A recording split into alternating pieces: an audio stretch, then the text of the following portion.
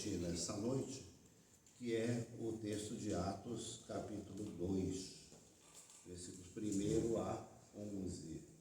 Vou pedir a nossa irmãzinha Cecília que faça a leitura desse trecho e vamos convidar todos a estarmos de pé em reverência à palavra de Deus. Ao cumprir-se o dia de Pentecostes, estavam todos reunidos no mesmo lugar. De repente veio do céu um som, como de um vento impetuoso, e encheu toda a casa onde estavam sentados. E apareceram, distribuídas entre eles, línguas, como de fogo, as quais pousaram sobre cada um deles. Todos ficaram cheios do Espírito Santo e começaram a falar em outras línguas, segundo o Espírito lhes concedia que falassem. Estavam morando em Jerusalém judeus, homens piedosos, vindos de todas as nações debaixo do céu. Assim, quando se fez ouvir aquela voz, afluiu a multidão, que foi tomada de perplexidade, porque cada um os ouvia falar na sua própria língua. Estavam atônitos e se admiravam, dizendo: Vejam, não são galileus todos esses que aí estão falando? Então, como os ouvimos falar, cada um em nossa própria língua materna? Somos partos, medos, elamitas e os naturais da Mesopotâmia, Judéia, Capadócia, Ponto e Ásia, da Frígia, da Panfilha, do Egito e das regiões da Líbia, nas imediações de Cirene, e romanos que aqui residem, tanto judeus como prosélitos, cretenses e árabes. Como os ouvimos falar sobre as grandezas de Deus em nossas próprias línguas? Palavra do Senhor, palavra da salvação.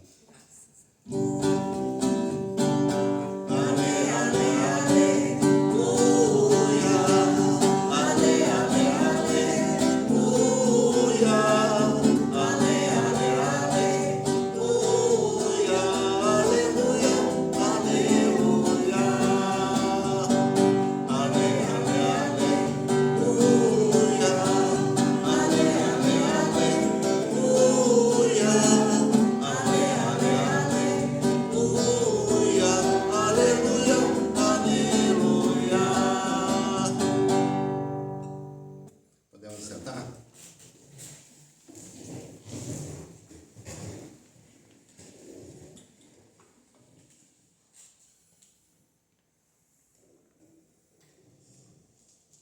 Dia de Pentecostes, né? E eu confesso assim a minha satisfação de termos hoje na congregação um pastor pentecostal, né? As igrejas pentecostais propriamente não dão tanta ênfase, né, pastor? Assim, de lembrar domingo de Pentecostes e tal, fala-se do acontecimento e tal, mas não tem essa coisa do calendário, né, de lembrar o domingo exatamente de Pentecostes. Mas nós temos esse costume, né, e é muito bom a gente fazer isso, né, uma vez por ano.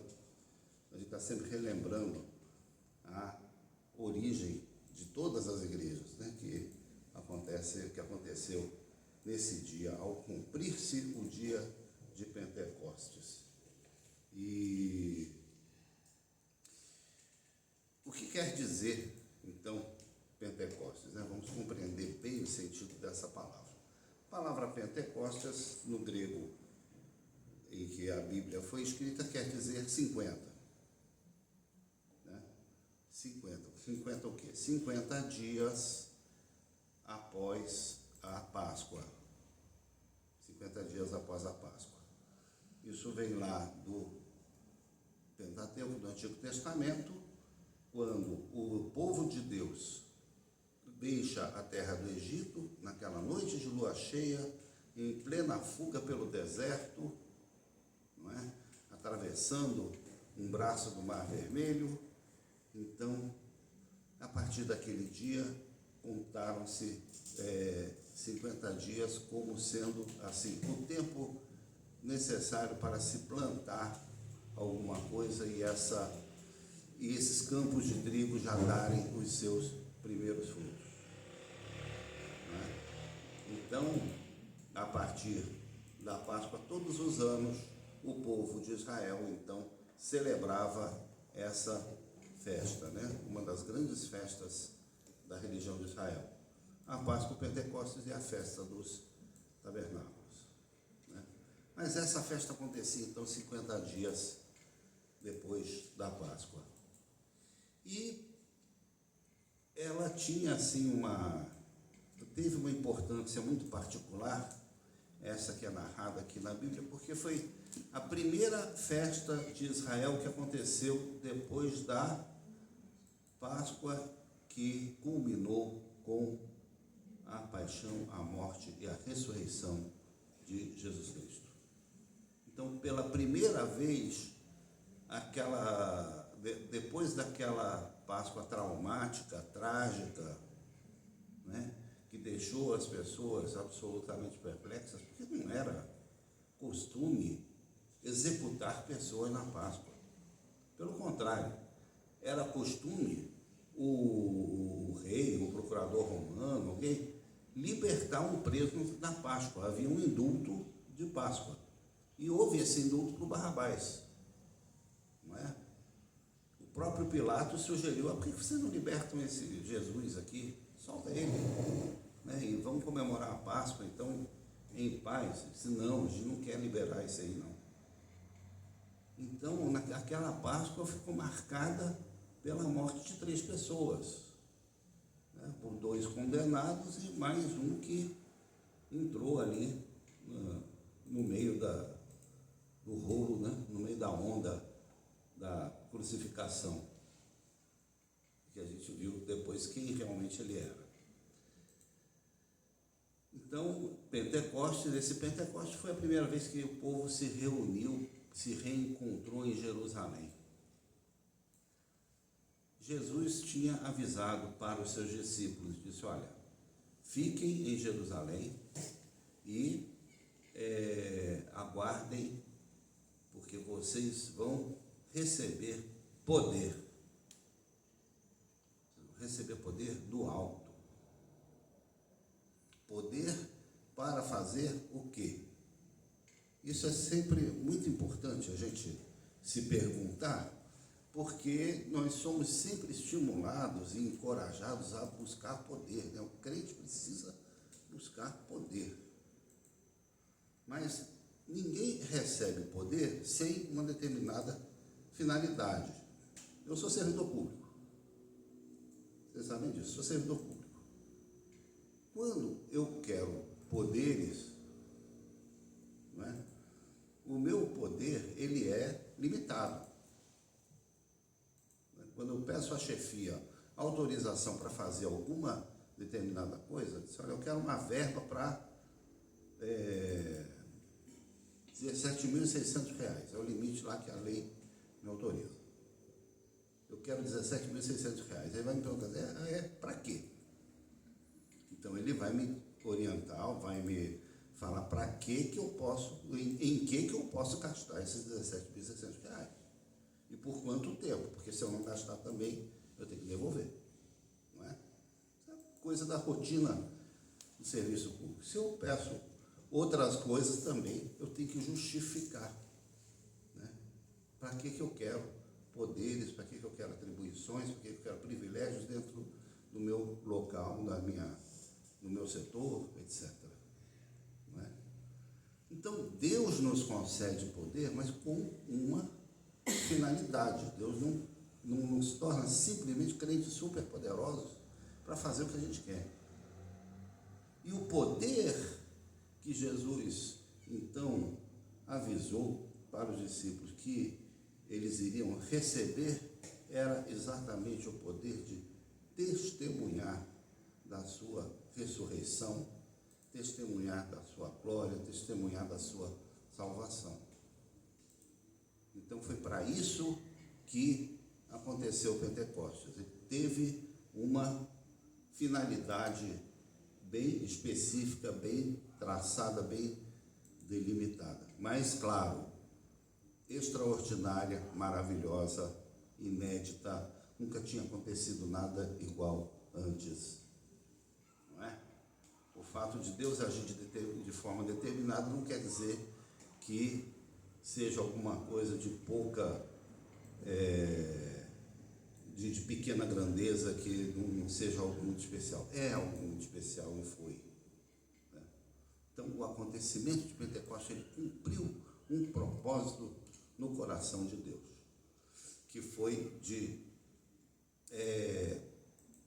destravar, digamos assim, liberar aquilo que estava entalado na garganta dos discípulos e mais aquelas outras pessoas, mais ou menos 120 pessoas, que tinham presenciado, tinham passado todo o sofrimento com Jesus, mas que também vibraram com a sua ressurreição e que também conviveram durante lá 40 dias até a ascensão de Jesus, não é?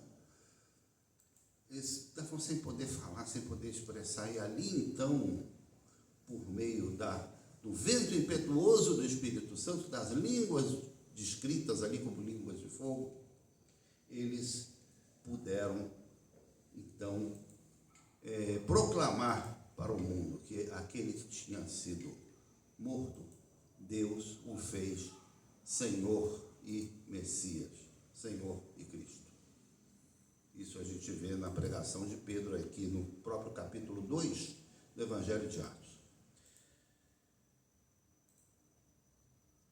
Talvez o mais impressionante do dia de Pentecostes, né? A gente sempre lembra da questão das línguas, não é?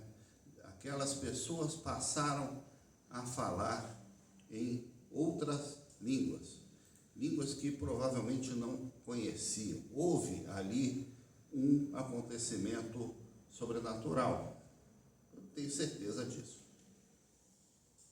Deus não é limitado ele não violenta a natureza, mas ele não é limitado por ela também.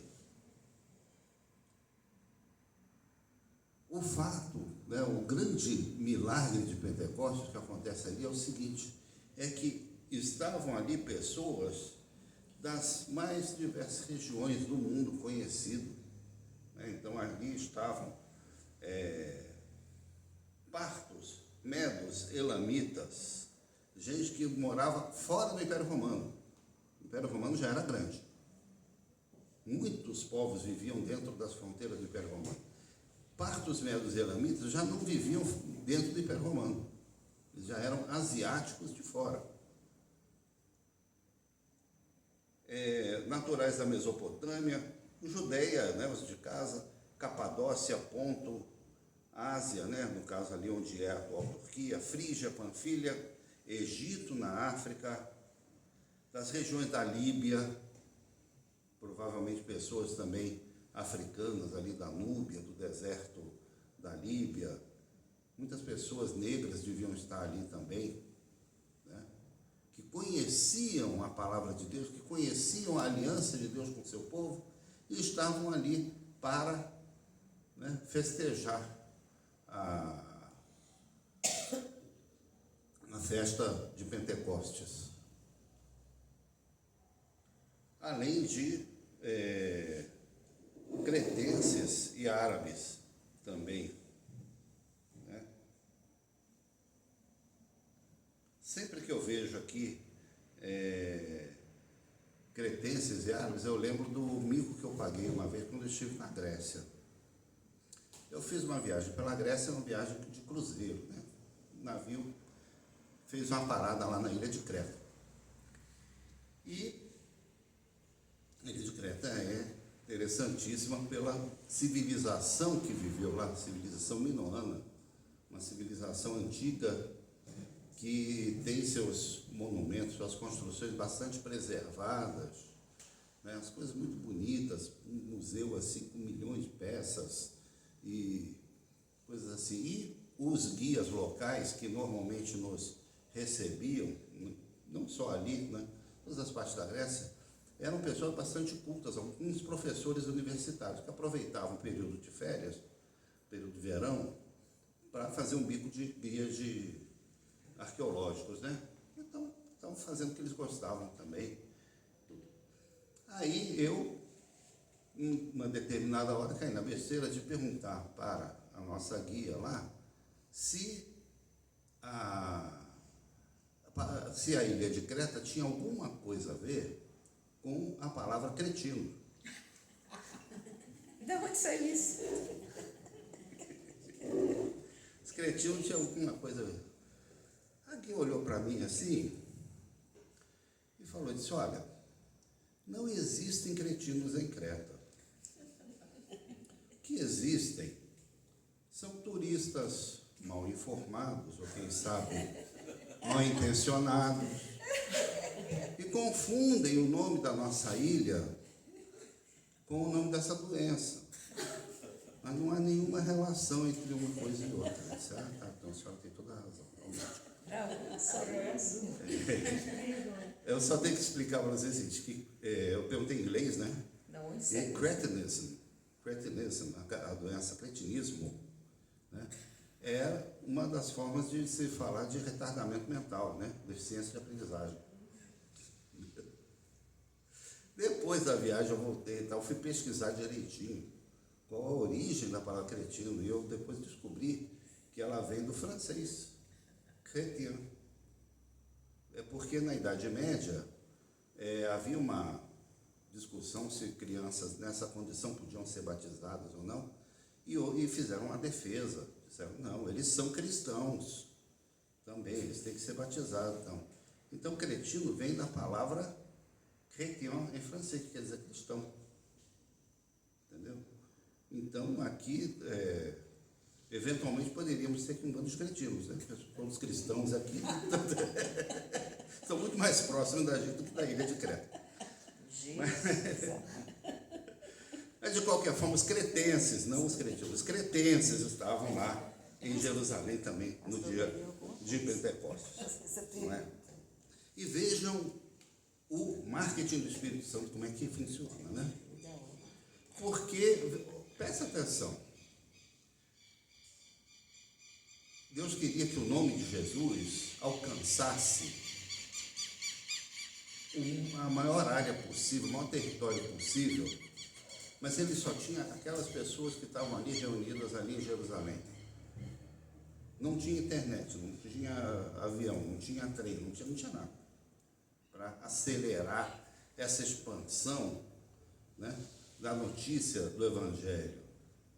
Então o que ele fez? Ele usou justamente um momento em que gente do mundo, judeus que tinham se espalhado pelo mundo, né, e vivem espalhados até hoje, estavam reunidos em Jerusalém, e ali então eles presenciaram essa proclamação, esse testemunho daqueles que andavam com Jesus. Com certeza eles voltaram para casa e cada um teve alguma coisa para contar para os outros. Olha, estava lá em Jerusalém, aconteceu isso. E isso que aconteceu, eu ouvi na minha língua. Então, os cretenses ouviram na língua deles, os árabes ouviram gente falando árabe no ouvido dele, e os da Mesopotâmia, e os romanos ouviram esse testemunho em latim, e dessa forma maravilhosa. Né? Então, o timing do Espírito Santo aqui foi genial. Né? Foi impressionante, porque fez com que, antes que os apóstolos chegassem, que eles iriam anos depois, né, por meio de Paulo, Barnabé, Silas e outros, né, anos depois eles iriam chegar lá, eles iriam, eles já tinham, alguém já tinha ouvido falar daquele Jesus que eles estavam proclamando, porque estiveram em Jerusalém lá, em Pentecostes, logo após a morte de Jesus, não é? Então, o grande milagre de Pentecostes é exatamente esse, o dessa mensagem ser compreendida por pessoas tão diferentes, de tantas origens diversas, de tantos lugares, tudo ao mesmo tempo. E esse permanece sendo o nosso desafio até hoje. O da gente levar essa mensagem do Evangelho, essa mensagem de salvação, de tal forma que ela seja compreendida pelas pessoas dentro da nossa própria cidade. Porque aqui nós temos dezenas de tribos diferentes. Né? Nós temos as tribos urbanas, certo? Então você tem a nossa tribo, que é a tribo dos evangélicos, né? Nós temos a tribo dos pagodeiros, dos skatistas, né? Dos regueiros, enfim. Né? Como fazer chegar essa mensagem de uma tal forma que ela seja compreendida por cada uma dessas tribos? Esse então é o desafio de nós enquanto igreja, enquanto igrejas. Não é? E a gente sabe que isso só é possível por meio de quê? Por meio da ação do Espírito Santo de Deus. Porque foi assim que funcionou lá em Pentecostes. Não é? Então, mais do que a diversidade das línguas, essa coisa toda, o que existe é a compreensão da mensagem que acontece no meio daquela multidão ali reunida. E depois essa mensagem, eles mesmos são os primeiros a testemunhar daquilo que aconteceu lá em Pentecostes, dentro das suas cidades, das suas casas, das suas terras. E anos depois, quando são enviados pregadores, apóstolos, missionários, para anunciar essa mesma mensagem, alguém daquela cidade se lembra e diz: eu estou me lembrando, eu estive lá em Jerusalém outro dia e eu presenciei essas coisas acontecendo e na minha própria língua eu ouvi falar que Jesus Cristo salva, que Jesus Cristo liberta, que Jesus Cristo traz vida eterna. Não é? Esse é o grande milagre que acontece em Pentecostes e que nós somos chamados, né, para reproduzir no nosso tempo, na nossa cidade, no nosso ambiente. Né? Não está no texto que nós lemos, mas algumas pessoas questionaram, né, o que eles estavam falando, então disseram: esse pessoal está embriagado, eles beberam. Né? E Pedro até ponderou com eles e disse: gente, são 9 horas da manhã, não deu tempo de ninguém ficar embriagado aqui não. Até porque essas festas, era comum as pessoas se embriagarem, era comum as pessoas beberem e se alegrarem, como em toda grande festa popular, religiosa, carnavalesca acontece. Não seria nenhum absurdo. Mas não naquele horário. Não é? E por isso o apóstolo Paulo, até talvez lembrando disso, ele diz: olha, não vos embriagueis com vinho no qual há dissolução, mas enchei-vos do Espírito. Eles estavam cheios, sim, cheios do Espírito. Não é? Em inglês, a palavra spirits é até usada para bebida alcoólica também, né? Spirits. Mas é spirit no singular. E cheios do Espírito. Somos convidados a nos enchermos do Espírito de Deus. Amém? Amém. Então, essa é a palavra que eu gostaria de trazer para vocês nesse domingo de Pentecostes, o aniversário de todas as igrejas.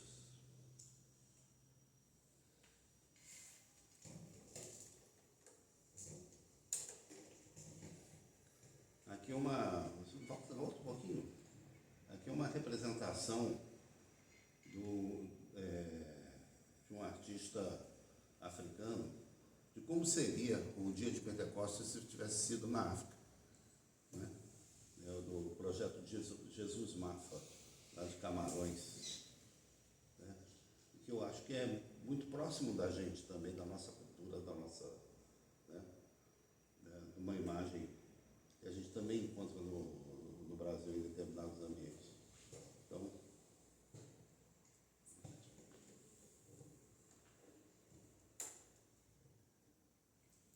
você tem aí o momento do ofertório que Você possa ler, eu não quero alterar uma coisa aqui. Tá? Então, só quero lembrar a todos que